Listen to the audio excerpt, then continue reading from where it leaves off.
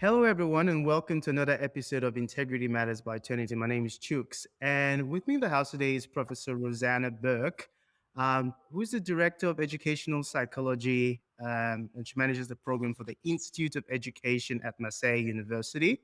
Hi, Professor Roseanna. Kia ora, Chooks. Thank you for having me. Yeah, kia ora.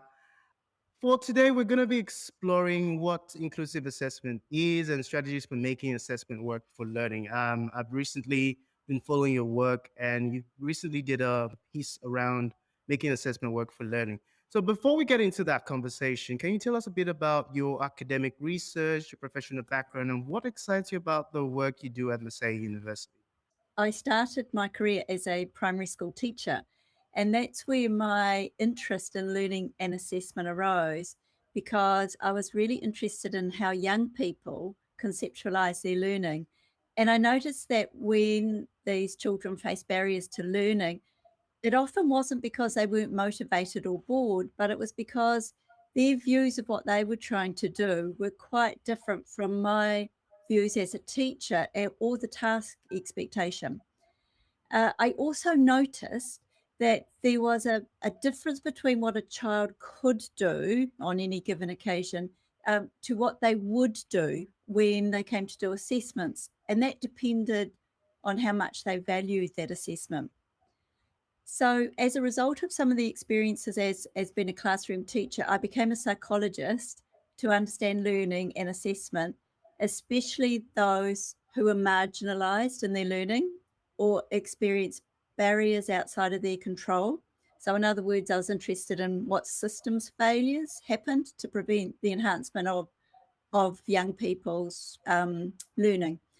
So I worked as a psychologist for a while and then went back into a university to teach and research and do my own doctorate work, which was on students' conceptions of learning and self-assessment in context. And that work foregrounded for me the way learners choose what efforts they will go into. And if they don't value learning, their assessments of that learning are meaningless to them. So in that work, I kind of came across a metaphor, the chameleonic learner, and I turned to the phrase or the notion of a chameleonic learner because I followed through a number of young people over a 1 year period, and they became different learners according to their context. So the same learner in mathematics could be very different on the rugby field, or when they were doing judo, or when they were in a dance group, for example, or when they were in writing. So they learned how to adapt according to their environment, a bit like a chameleon. But also, the ones that succeeded were the ones that kept a strong identity. So they still knew who they were as a learner, but could adapt according to context. Whereas there were some young people who didn't have a strong identity or a strong sense of self. And so they would try and adapt according to each context, but not exactly know how to read that context. So if they've just come off the rugby field, they might try and still use those same techniques and strategies that work really well for them there, but not in a mathematics class. And so that work then took me on to work in the Ministry of Education and back to a university later. And so my work at the moment at Massey is it's still that same fundamental interest in how people learn and the context within which they learn, and then to enable their learning. So I've extended this now to my researchers out of school, recognizing that learning is not institutionalized or that it just belongs in formal settings. And so the assessments we use in formal settings are often restricted and determined by our regulations. So I found the power of self-assessment in school and higher education is critical for learners.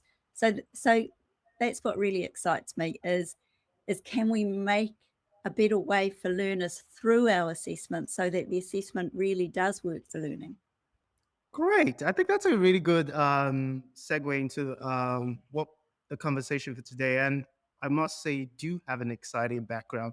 I often say teachers make great assessors, but putting the hat of a psychologist, that's the next level of of expertise. So thank you for sharing that background. Moving on, what does it mean to make assessment work for learning, and what are some guiding principles to support an approach for this? You're right in that a psychologist involved in assessment is an interesting dynamic because usually it's the psychologist that's way more motivated in the assessment than the actual young person, and that's one of the things that I learned. So within a higher education setting, we all know that there's a number of roles and functions that assessment has, and it is around accountability and it does track how students are doing. But I have found that this places too much emphasis on grades and marks, and our gaze shifts away from learning. And so, although we often think of assessment as a way to, prove, control, or document learning, I I think that if we have learning as our focus, then we've got to find ways for assess to support that.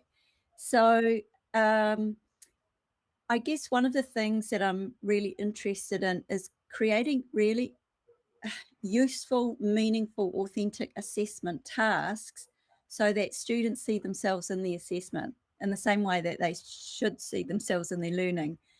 Um, and so instead of them asking questions like, what do I need to prove that I can pass this course? They might be asking different questions like, how can I demonstrate my knowledge? Or how can I demonstrate my excitement of this knowledge? Or how can I show that I've really learned and grown through this course?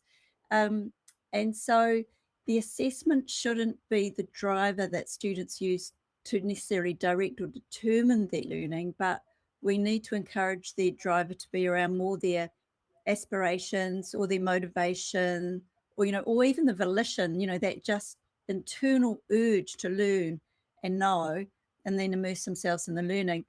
So I think if assessment is working for learning, then students will actually enjoy the process of learning and they'll also create maybe a greater sense of identity through this because we know that assessment can induce anxiety or stress, and some students might feel the need to plagiarize or use other examples, and that means assessment's not working for learning at all, and it in itself becomes the unintended barrier. So I guess to make assessment work, it's the assessment tasks that we choose to use are ones that students can relate to. And it's not necessarily the essays or the tests or the examinations, but it's much more interesting, lively assessment tasks Yeah. like designing YouTube clips, for example. Quite interesting. Looking at making assessment work for learning, and I come from a school of thought that feels that assessment should be inclusive. And I think, to your point, designing more authentic assessments and making as a strategy to make assessment work for learning. But it's also important to know what is an inclusive assessment. So, what is an inclusive assessment, and what elements or frameworks support the development of inclusive assessment? That's a huge question because for an inclusive assessment, we need an inclusive institution. And that seems to be the starting point. We need inclusive of staff, of students, our curriculum and pedagogical content. That should all be inclusive. And so for marginalised people or those with disabilities, those from Indigenous cultures or marginalised cultures or not the dominant culture of the university can be a very isolating experience. So that to me is a starting point, is how inclusive is our institution. And then an inclusive assessment activity will be meaningful for that student. They'll see their identity, they'll see their culture, they'll see their themselves or their community in that. And so the assessment task should be broad enough to enable that to happen. So if a student feels a sense of like belonging in a course or sees themselves in the assessment task, they will own it. And they'll identify more with the task and they won't look for other examples or ways of copying because they'll be so embedded in that. The other thing is that I think the staff, like educators, need to believe in these students and want them to do well, which university staff do. And so it's about setting up systems to support and respond to their students and recognize the diversity within the student cohort. So every year, for any given course, the student cohort will be different, might be a different diversity, different range. And so we can't just keep doing the same assessments each year. Um, Otherwise, it just becomes meaningless to that cohort of students. We often get student feedback on assignments just to see how that what they're thinking about that, and sometimes we get surprises. Like we think we're putting in a really innovative assessment task, and then sometimes students will say, well, we know how to get the grades for essays. We know the template for doing this, and this sort of assessment is actually making us work harder. But long term, or sort of over time, they actually find that they start to enjoy it more. I think it's if I may share an example of time when while I was at uni. I remember, I think I'm trying to remember her name. She's a professor, Professor Susan Zinga. She was in my knowledge management class, and one of the things she was trying to do was tackle the idea behind inclusive assessment. She felt the literature, something as simple as the literature we were studying, was very Western focused. And one of my tasks was to think about my country, Nigeria, think about what literature, just take the conversation to that context and Yeah, share with the class. And that's why I love knowledge management as a subject, because she allowed me to think outside of the Australian, New Zealand, or even the American context. And I was able to think more critically about why this knowledge management can apply in any sector. But think about what's in the literature that has been done by someone from my country, rap. So that was yeah. quite exciting. Yeah. That I mean, that's a fantastic example, and it's really cool that you had a lecturer who could see that potential for creating the opportunity and space to enable that to happen. Because um, that's exactly what I'm meaning, is that if you could relate to it and go back to, well, what other people saying in Nigeria and writing about this space, I mean, you will understand the context, and it will be so much more meaning for you. You'll know the politics, you'll know the geography, you'll know the vibe. And so that learning um, means that also when you share it with others, you're actually creating a knowledge base that keeps extending. And to me, that is what an inclusive assessment is. It's not just regurgitating, but it's pushing the knowledge and the boundaries. And I think that's a beautiful example, Shoots. And I think that was just one of the few things that and she was aware that designing learning required a lot of work, and to her knowledge, there's still a lot of work to be done in that space, because Yes. we're talking about inclusive learning. And although there was a lot of work in embedding indigenous culture and um, tertiary island learnings in subjects as part of internationalization, Mm. it wasn't really about that. We had people coming from India and China, so that was a very good example for her to stretch and say, "Hey, go Mm. find examples in your different countries." Just moving on, with regards to beginning the conversation around inclusive assessment, and I think we've already touched on what I think was one of the challenges is trying to contextualize it for students. What are other challenges with designing inclusive assessment, and how might technology actually help in managing these challenges? One of the things, as we've been talking about in relation to culture, as an example, is it clearly shows there's no one right answer, and that's kind of one of the challenges for both universities and staff and students. Because I used to teach a course in what learning and learning theories, and it was really the Western theories of learning that had gained the prominence.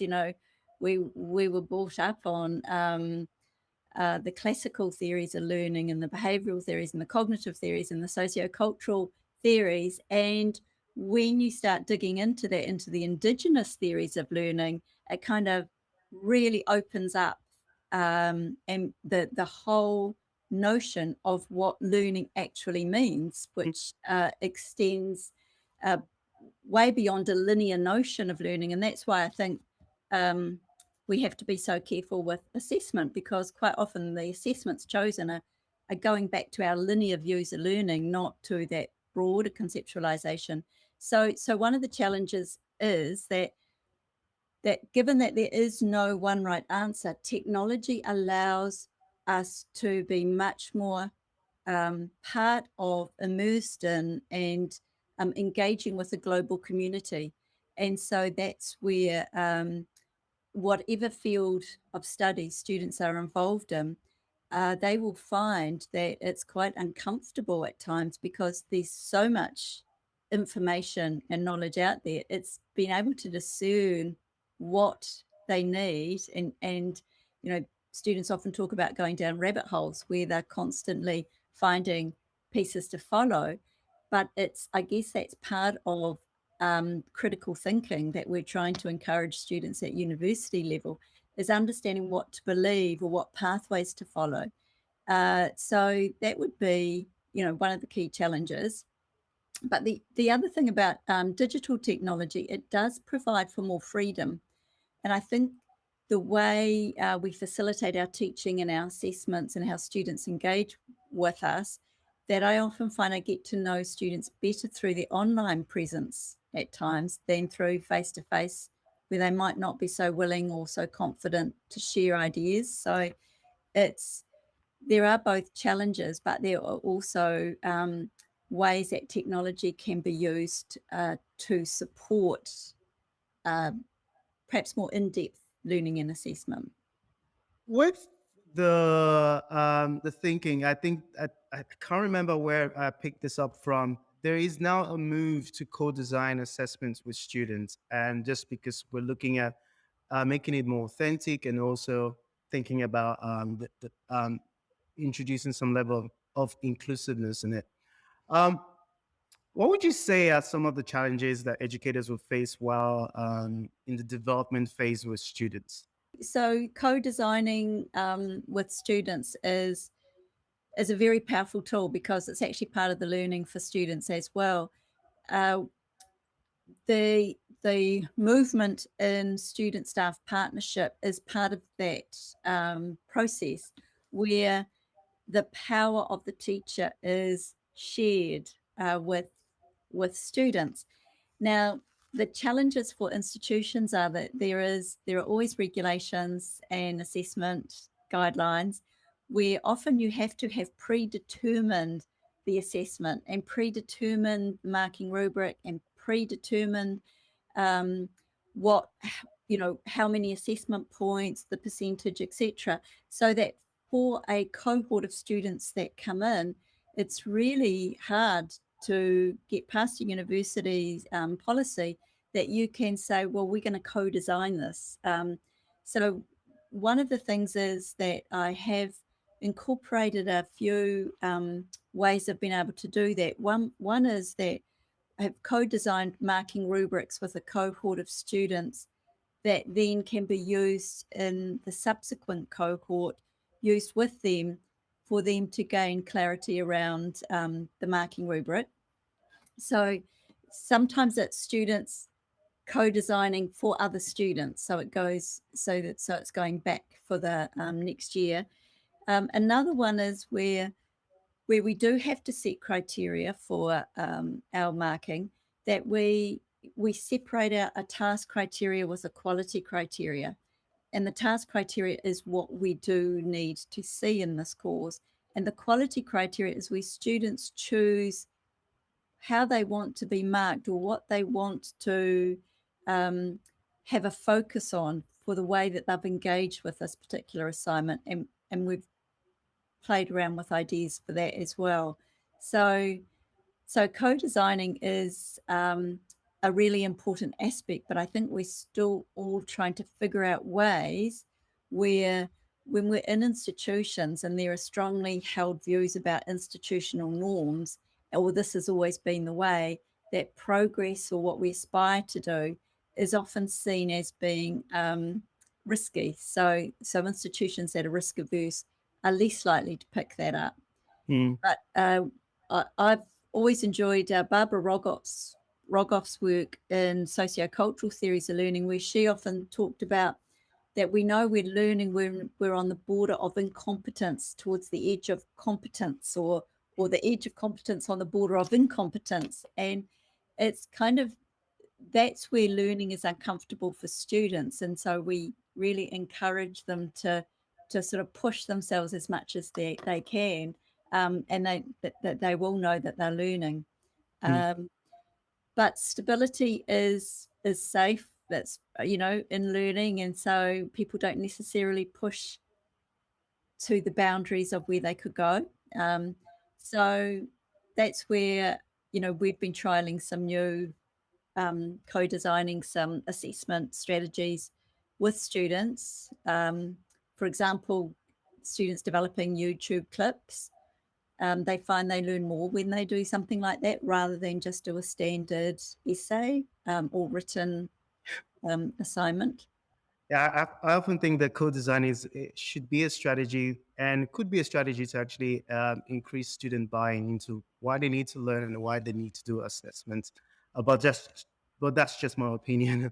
As the world is evolving and the rationale of assessments remaining to prepare learners for this world, and that's becoming more pertinent, what do educators need to do to as they consider reimagining or rethinking their assessment? I think the key thing there is about preparing learners for the world, because quite often we don't know what the future will hold. And as it unfolds, we have to be really strategic, solution focused. So uh,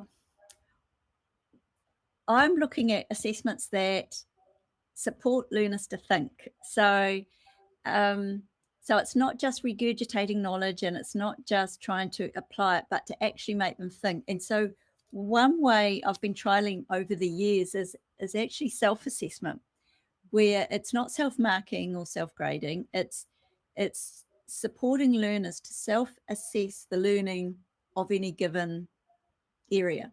So, for example, they might have done a conventional assignment, like a 5,000 word essay on learning theories, looking at Western and Indigenous theories of learning.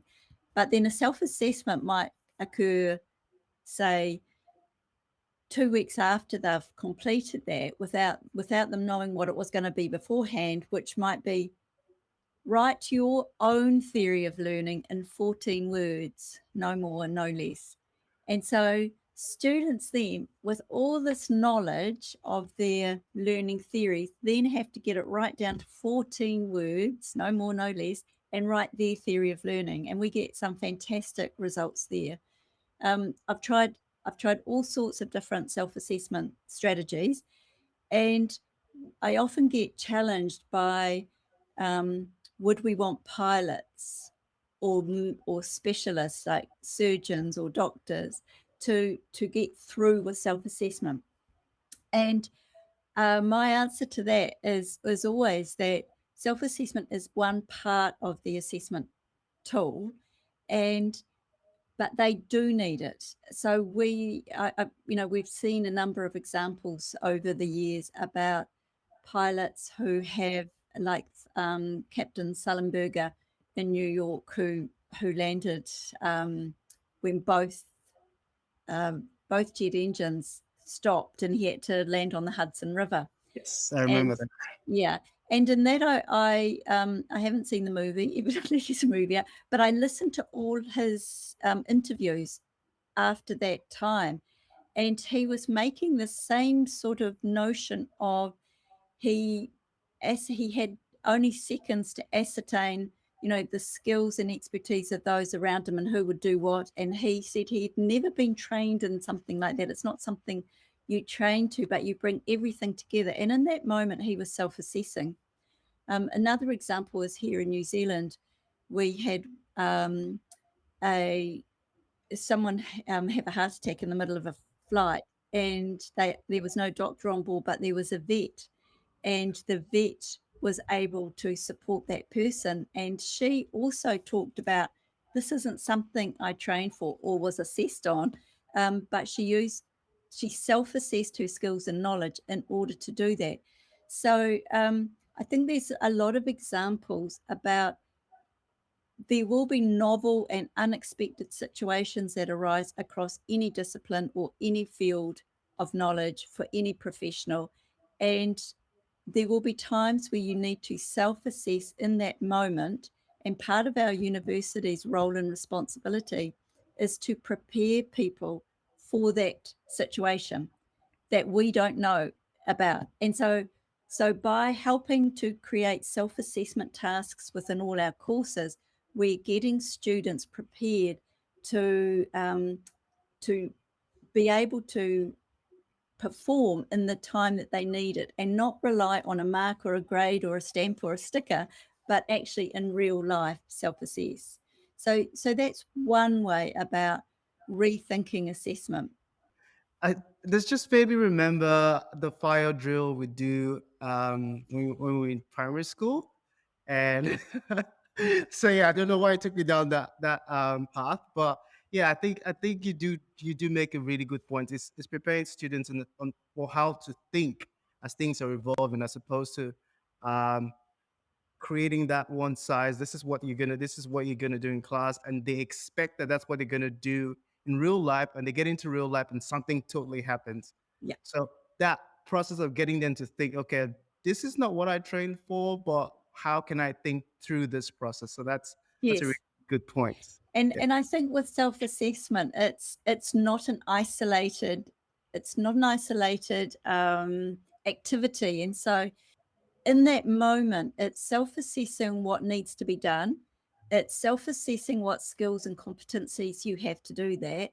And it's self-assessing what are the competencies of those around you that can perform their tasks as well. So it's a really complex process of understanding what needs to be done and your role in it. And so universities, irrespective of what our discipline is, have a key role to play in supporting that process. So what are your thoughts on how educators and institutions can make assessments work for learning? Well, I mean, obviously, all universities have assessment policies or assessment guidelines. Hmm? And so that's the rhetoric. I think what they should do is that they should be able to readily translate into practice. And that means diverse practices, and be broad enough to enable responsive changes to assessments as the student cohorts change. Um, I think this requires a high level of trust within higher education. And so, with that, is the responsibility and the accountability for educators, for us to be informed on assessment literacy and responsive practices. Um, that notion of trust is what academic integrity is all about. That we can, combined with staff, students, um, and the senior management, is that we have respect for each other and enough trust in understanding what we're doing that we can make changes quickly and responsively. So there are certain expectations around everyone there, including our students. I think that we need to take more risks, um, and also to do more hard work with how we prepare the assessment tasks. Because a lot of universities time poor, the balance between research and teaching is an issue that often comes up. And so with large class sizes, assessment is usually one that's given to others to do, or where there are big teams of assessors. And so we need to find ways to enable our assessments to be manageable, but also be interesting. As we talked before about partnership, the student staff partnership, I think that's how we can make it work, by including students more. And I still know right to this day that students will look at the course that they're going to do and they'll go straight to the assessment points and think, okay, what's this worth? Is this worth anything? What are the assessments? And so that's why I think those assessments should be pretty interesting to ensure that that they focus their energies in the right places. Oh, that's very exciting. That's very funny. Because I remember doing exactly the same thing. Just go straight to the assessment. What do I need to do, and Yeah. when is it due? And you put that in your Yeah. calendar. Yes. And you still might ask for an extension. Exactly. Uh, just to wrap up, we know that the process of reimagining assessment can be a big challenge, and most of the time, one person could start the conversation in an institution, and that person leaves the institution, and it's just becomes a hassle trying to sustain that process. So, for educators and institutions looking to reimagine university assessment, what are your best strategies to begin and sustain this process, and how might they best engage with technology to make this a success? Mm. Well, I guess if the assessment policy is a really good one, that's your document that staff are going to go to. To me, though, a major starting point is actually to reconceptualize what learning is, and so that should be really clear for in both assessment policies and documents around that. As part of that, I think that we need to actually understand and appreciate how far we've moved from learning theories that are static and knowledge based and translate those into, because they usually translate into traditional forms of assessment.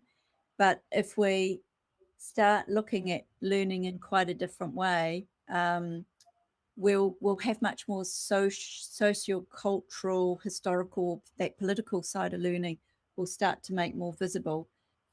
Yeah, I think that the exploring with students again, finding the best way to demonstrate their knowledge and their thinking and their critical thinking is a way to start, and the application of that. It's it's going to involve creativity as much as the pragmatics, and so if the policies and the frameworks and the teams around the students are able and open to different creative approaches, then I think we've got a really good starting point. And students themselves are bringing in so many ideas that every single cohort has ideas about what assessment means to them, what sorts of assessments they can use. Because I guess for me, I'm working in education, educational psychology, and assessment and learning. That the sorts of assessments that I would use are not necessarily assessments that other disciplines might use. I have worked with vet colleagues over different assessments, and they were trialing self-assessment strategies as well.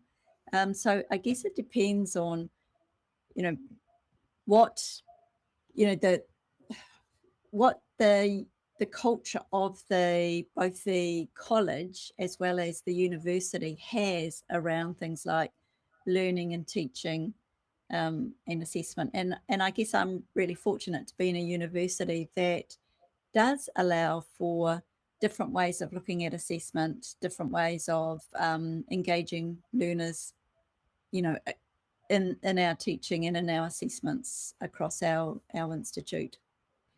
Excellent. That's a really good way to wrap up today's episode. I want to say a big thank you to Professor Roseanna Bourke, just for sharing your insight, bringing your passion, and also sharing how we can apply these things across the different institutions. Thank you again for your time today. My pleasure. Thank you very much.